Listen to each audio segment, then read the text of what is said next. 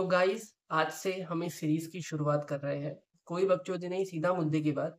दो टर्मिनोलॉजीज है, forensic medicine and medical jurisprudence. दोनों रिलेटेड है बट दोनों का मीनिंग अपोजिट है और ये समझना भी बहुत जरूरी है। तो फॉरेंसिक मेडिसिन में मैं क्या कर रहा हूँ, जो भी मेरे पास नॉलेज है मेडिकल साइंस का, उसे मैं अप्लाई कर रहा हूँ एक इन्वेस्टिगेशन को सॉल्व करने के लिए। एग्जाम्पल, अगर मेरे पास आज एक डेड बॉडी आती है और मैं उसके ऊपर ऑटोप्सी यानी कि सिंपल शब्दों में पोस्टमार्टम करूंगा और जो मुझे रिजल्ट मिला वो मैं उस इन्वेस्टिगेटिंग ऑफिसर को दूंगा, जिस बेसिस के ऊपर वो इन्वेस्टिगेटिंग ऑफिसर उस केस को सॉल्व करेगा, उसे हम बोलते हैं फॉरेंसिक मेडिसिन। ये वर्ड एक फॉरेंसिक वर्ड से डराइव हुआ है जिसका मीनिंग होता है इन कोर्ट और इन पब्लिक। फोरम एक प्लेस है या प्लेस था रोम में, कोर्ट जिसे बोलते थे आज के टाइम पे, और उस बेसिस के ऊपर ही वो फॉरेंसिक वर्ड जो है ना, फॉरेंसिक मेडिसिन, वो वहां से डराइव हुआ है। सेकेंड थिंग, मेडिकल जूरिस्प्रूडेंस में मैं इसी के कॉन्ट्री में क्या कर रहा हूँ कि मेडिकल जूरिस्प्रूडेंस में मैं नॉलेज ऑफ मेडिकल साइंस नहीं, मैं knowledge of law and justice या लीगल प्रोसीडिंग्स अप्लाई कर रहा हूँ मेडिकल साइंस के प्रैक्टिसेस में। एग्जाम्पल, एक डॉक्टर डॉक्टर रिलेशनशिप कैसे होना चाहिए, डॉक्टर पेशेंट रिलेशनशिप कैसा होना चाहिए, डॉक्टर स्टेट रिलेशनशिप कैसा होना चाहिए, इसे बोलते हैं मेडिकल जूरिस्प्रूडेंस। वैसे ही मेडिकल एटिकेट्स मतलब क्या? मेडिकल एटिकेट्स मतलब लॉ ऑफ कर्टेसी, मतलब दो मेडिकल कलीग्स जो होंगे उसके बीच में कैसे रिलेशनशिप होने चाहिए। एग्जाम्पल, आज अगर मैं मेरे मेडिकल कलीग को ठीक से ट्रीट नहीं करता तो ऑब्वियस सी बात है वो भी मुझे रिस्पेक्ट नहीं देगा। तो फॉर एग्जाम्पल, अगर आपका एक फ्रेंड है, वो भी एक डॉक्टर है और आप भी एक डॉक्टर बनोगे, तो आप अगर उसके फैमिली को ट्रीट कर रहे हो तो आप उससे कोई भी चार्जेस नहीं लोगे। सेम ऑब्वियस ही बात है, अगर आप उससे चार्जेस नहीं लोगे तो वो आपसे भी चार्जेस नहीं लेगा। अगर आप उसे ठीक तरीके से ट्रीट नहीं कर रहे हो तो वो भी आपको ठीक तरीके से ट्रीट नहीं करेगा। यही मेडिकल एटिकेट्स बोलता है। साइमल्टेनियसली मेरे पास एक और टर्मिनोलॉजी होती है फॉरेंसिक मेडिसिन में जिसको बोलते हैं मेडिकल एथिक्स। मेडिकल एथिक्स मतलब moral principle. Moral principle for what? Moral principle कि एक डॉक्टर कैसे डील करता है पेशेंट के साथ।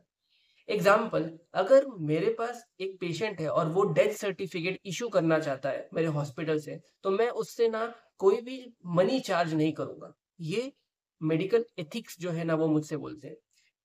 साइमल्टेनियसली मैं अगर हिस्ट्री ऑफ मेडिकल साइंस देखता हूँ या फॉरेंसिक मेडिसिन देखता हूँ तो सबसे पहला रिकॉर्डेड ऑटोप्सी जिस बंदे के ऊपर किया था वो था जूलियस सीजर, जिसका नाम आप सबने सुना रहेगा। 26 स्टैब वुंड थे उसके ऊपर, जिसमें से एक स्टैब वुंड जो है ना वो सबसे ज्यादा डेंजरस था, जिस बेसिस के ऊपर उसका एओर्टा रप्चर हो गया था। तो वो आप नोट्स से पढ़ सकते हो। वैसे हिस्ट्री ऑफ फॉरेंसिक मेडिसिन कोई नहीं पूछने वाला आपसे पेपर में, बट ये सिर्फ एक बेसिक नॉलेज के लिए आपको मैंने प्रोवाइड किया है नोट्स में। वैसे ही अगर मैं देखूं लीगल प्रोसीडिंग कोड क्या क्या है इंडिया में, तो इंडिया में जैसे आईपीसी सेक्शन की हम बात करते हैं, सीआरपीसी सेक्शन की बात करते हैं, हम आईए की बात करते हैं, इन सब का मतलब क्या है ये समझना बहुत जरूरी है।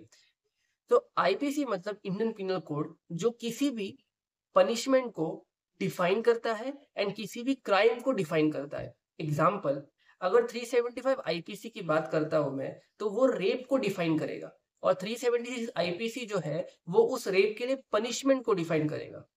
सेम वैसे ही 302 आईपीसी मर्डर के, जो सबने सुना रहेगा, और 307 यानी कि attempt to murder. Second thing, CrPC यानी criminal procedure code. Criminal proceeding code जो है वो हमें ये बताता है कि कौन कौन से स्टेप्स हमें लेने हैं, कौन से स्टेप्स हमें उठाने हैं एक पर्टिकुलर क्राइम इन्वेस्टिगेशन के लिए या पर्टिकुलर क्रिमिनल इन्वेस्टिगेशन के लिए। एग्जाम्पल, अगर रेप का कोई भी एक्यूज्ड मेरे पास आएगा तो उस एक्यूज का जो एग्जामिनेशन है वो 53 ए सीआरपीसी के अंदर डिफाइन किया गया है कि वो विदाउट कंसर्न हो सकता है। अभी कंसर्न क्या है वो हम आगे वाले जो आने वाली सीरीज है उसमें हम डिटेल में देखने वाले हैं, जो इसी टॉपिक के अंदर कवर होता है। साइमल्टेनियसली आईए मतलब इंडियन एविडेंस एक्ट, जो ना किसी भी एविडेंस का कलेक्शन, प्रिजर्वेशन एंड प्रेजेंटेशन से डील करता है कोर्ट में। ऑब्वियस सी बात है, जितने इन्वेस्टिगेशन इन्वेस्टिगेशन भी हम करेंगे। वो क्यों करते हैं? ताकि हम एविडेंसेस को कलेक्ट कर सकें, उसको हम प्रिजर्व करते हैं और फिर प्रेजेंट करते हैं कोर्ट में, जिस बेसिस के ऊपर उस इन्वेस्टिगेशन जो है वो पूरी तरीके से कंप्लीट हो सके और जो भी चार्जेस लगे हैं उस एक्यूज के ऊपर वो गिल्टी या नॉट गिल्टी प्रूव हो सके।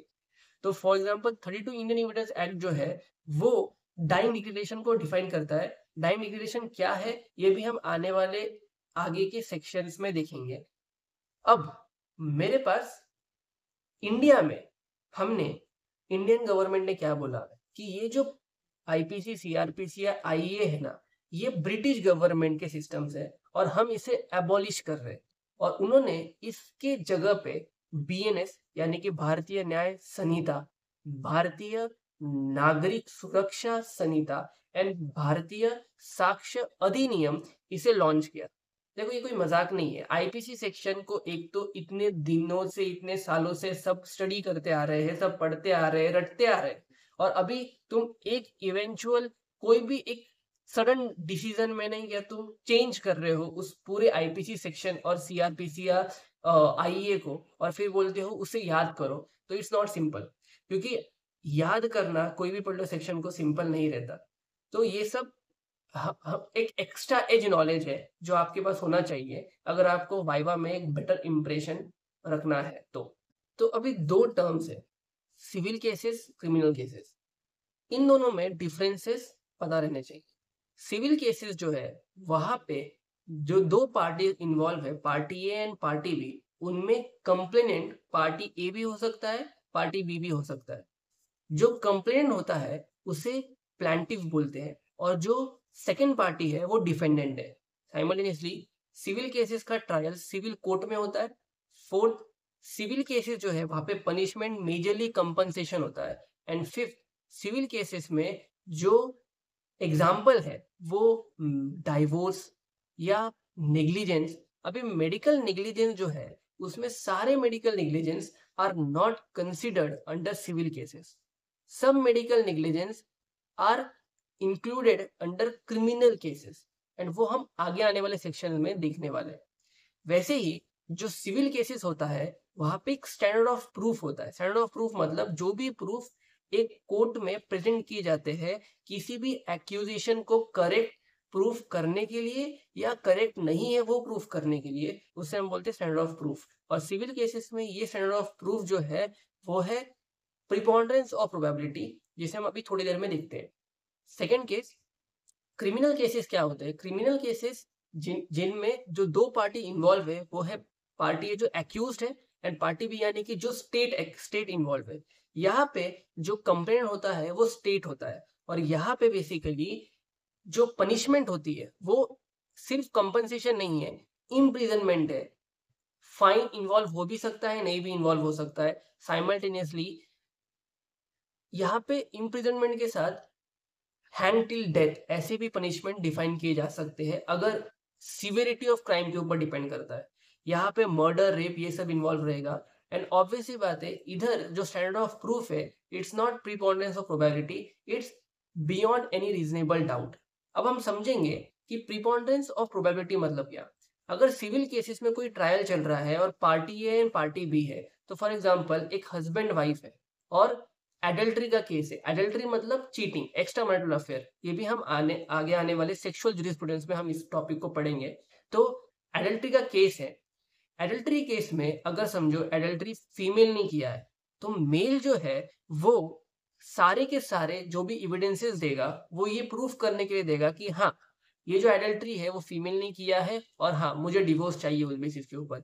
फीमेल ऑब्वियसली बात है सारे एविडेंसेस वो प्रेजेंट करेगी जो उसको नॉट गिल्टी प्रूफ करे और इस बेसिस के ऊपर वो जो भी प्रूफ देगी वो ये प्रूफ करेगी नहीं हस्बैंड जो है ना वो झूठ बोल रहा है। अब कोर्ट क्या करेगा? कोर्ट इन दोनों के जो एविडेंसेस प्रेजेंट किए हैं उन दोनों एविडेंसेस को कंपेयर करेगा और जिसकी एविडेंसेस दूसरे को आउटवे कर रही है प्रोबेबिलिटी के ऊपर स्टैटिस्टिकली सोच विचार करके ये निर्णय पे पहुंचेगा कि हाँ भाई ये बंदा सही बोल रहा है या बंदी सही बोल रही है और कौन सा एक्यूज सच में वो एक्यूजेशन राइट है या नहीं है, वो डिसाइड करने के लिए प्रीपोंडेंस ऑफ प्रोबेबिलिटी जो है ना वो स्टैंड ऑफ प्रूफ की तरह कंसीडर किया जाता है सिविल केसेस में। वही केस में क्रिमिनल केसेस में क्या होता है, क्रिमिनल केसेस में there is beyond any reasonable doubt, जो बेसिकली स्टैंड ऑफ प्रूफ है। फॉर एग्जांपल, मेरे पास क्रिमिनल केसेस में एक प्रोसिक्यूशन होता है जो जो एक्यूज वाला बंदा है उसके खिलाफ प्रूफ लॉन्च करेगा। ये प्रूफ इतने सटीक होने चाहिए और इतने करेक्ट होने चाहिए कि कोर्ट को ट्रायल के दौरान कभी भी ऐसा ना लगे कि नहीं भाई, ये जो बंदा है ना एक्यूज, ये ना थोड़ा बेचारा है यार, ये इसने ना पूरी गलती नहीं की है यार, ये ना इस टाइम पे ना निर्दोष लग रहा है मेरे को। नहीं, उसको हर जगह पे यही लगना चाहिए कि नहीं, इस बंदे ने, ये बंदा गिल्टी है, इस बंदे ने ही क्राइम किया है, ये किसी किसी भी एंगल से नहीं, क्या बेचारा या निर्दोष नहीं है। इसको बोलते हैं बियॉन्ड एनी रीजनेबल डाउट। और यही था हमारा first lecture of the series. हम आगे आने वाले सेक्शंस में फॉरेंसिक मेडिसिन के ऊपर और भी जो टॉपिक्स है उसके ऊपर डिस्कस करेंगे। So stay tuned please. अगर आपको समझ में आया, अच्छा लगा, तो please like share and comment कि आपको और क्या क्या चीजें चाहिए इस वीडियो में जो हम ऐड कर सकें।